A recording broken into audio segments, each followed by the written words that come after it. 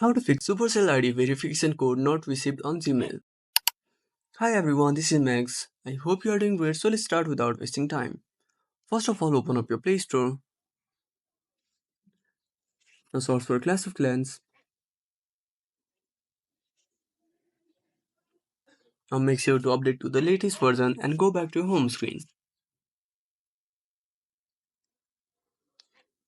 Now keep holding your COC icon and tap on App Info.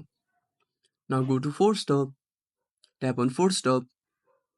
Now go to Storage Usage and tap on Clear Data. Now go back to your home screen and open up your Gmail application. Now tap on the search bar and search for Supercell.